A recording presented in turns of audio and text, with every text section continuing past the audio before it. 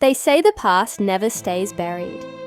And as Daniel's car rolled through the old gate of Mayfield Farm, I finally understood what that meant. The man standing in front of me, the one who claimed to be my uncle, turned pale when he saw the headlights.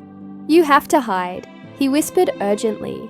"What do you mean?" I asked, my voice trembling. "You can't let him know you found me. He'll do anything to keep this secret buried." Before I could respond, he pushed me into the narrow closet beside the bed. The door creaked shut, just as the front door downstairs slammed open. "Uncle John," Danielle's voice echoed through the house. "You've been avoiding my calls. We need to talk." I held my breath. My heart was hammering so loudly. I was sure they could hear it. From inside the closet, I could see through a thin crack in the door. My uncle, standing rigid in the middle of the room. "Daniel," he said evenly, "you shouldn't be here. You knew she'd come, didn't you?" Danielle's tone was cold. "You told her everything. She had a right to know." Daniel's shoes thudded against the wooden floor. "A right to know?" He scoffed. "She's not one of us, Uncle John. She never was." I felt my stomach drop. "You don't get to decide that," Uncle John said. "You think you can erase the truth the same way you erased that baby's name from the records." Daniel froze. "Watch your mouth, old man. Baby's name. What baby? She doesn't know yet, does she?"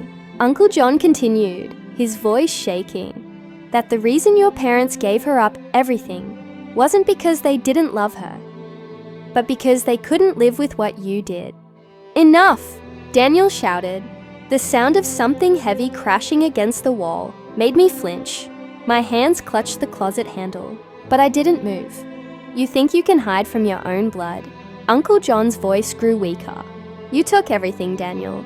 Everything that wasn't yours." There was a pause. Then, a sharp crack echoed through the air, like wood snapping. And then silence. I could feel my chest tighten. I pushed the closet door open, stepping out cautiously. The light flickered, and that's when I saw it. Uncle John lying on the floor, motionless, a dark stain spreading beneath him. Daniel turned toward me, his eyes wide. "Lily, what are you doing here?" I stumbled backward. "What did you do?" I gasped. "He wouldn't stop talking," Daniel muttered, his voice eerily calm. "You weren't supposed to know about any of this." "About what?" I cried. "About me being adopted? About our parents lying to me, or about what you did?"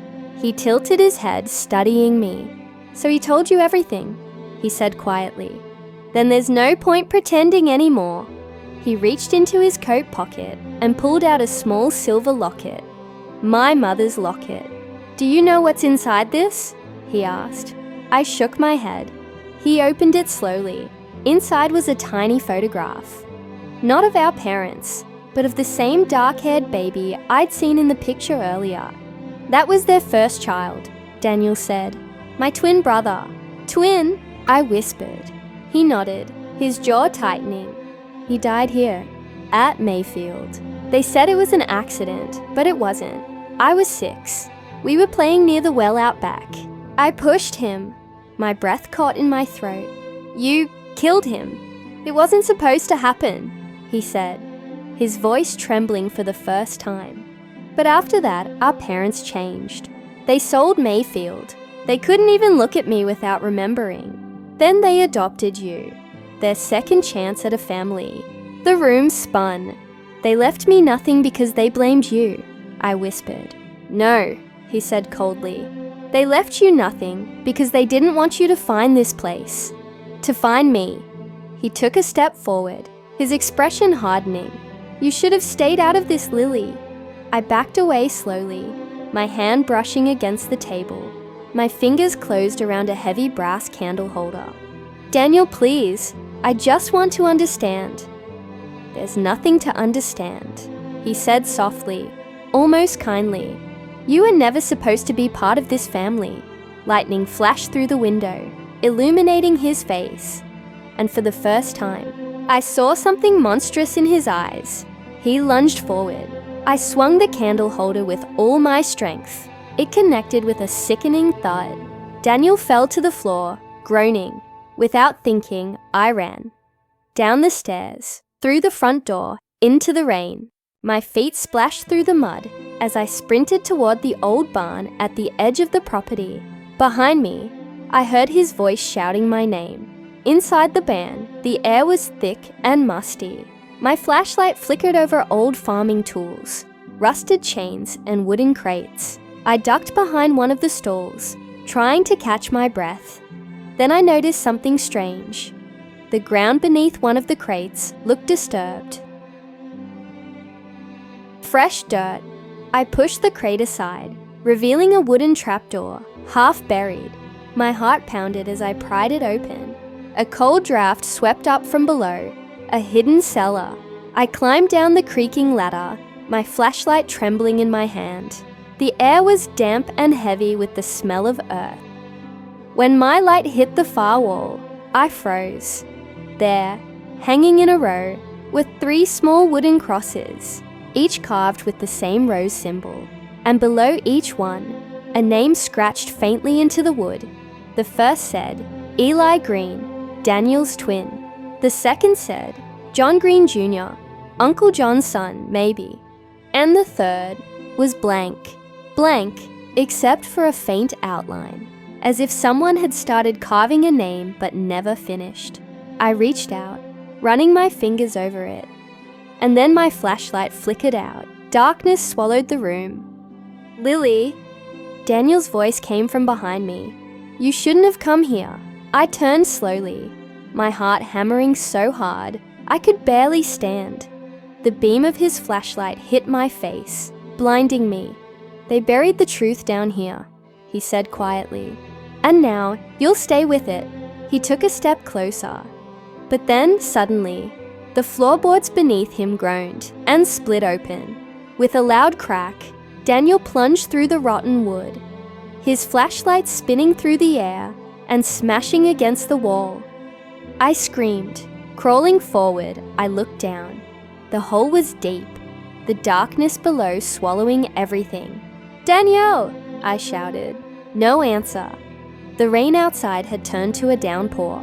The cellar creaked around me, the walls weeping with water. I scrambled up the ladder and ran out of the barn, just as it collapsed behind me with a deafening roar. By the time I reached the car, my clothes were soaked, my body shaking. I turned back toward the ruins of Mayfield. Smoke and rain mixing in the air. The place that had stolen my childhood had finally taken him too. It's been 3 months since that night. The police ruled it an accident, an old structure collapsing during the storm. Uncle John's body was found near the farmhouse. They said he died before the fire spread. Daniel's body was never recovered. Sometimes I wonder if he's still out there. After the investigation, the lawyers reopened the estate. Turns out, my parents' will had a second page. One Daniel had hidden. It left everything to me, the house, the accounts, even Mayfield. I thought about selling it, but something inside me couldn't. So now I visit sometimes. The air feels lighter and the ghosts quieter. But a week ago, I found something that made my blood run cold. The ground near the collapsed barn had shifted after a heavy rain, and poking out from the dirt was a small silver locket, my mother's locket, the same one Daniel had held that night. I picked it up, and this time, when I opened it, the picture inside wasn't the baby anymore.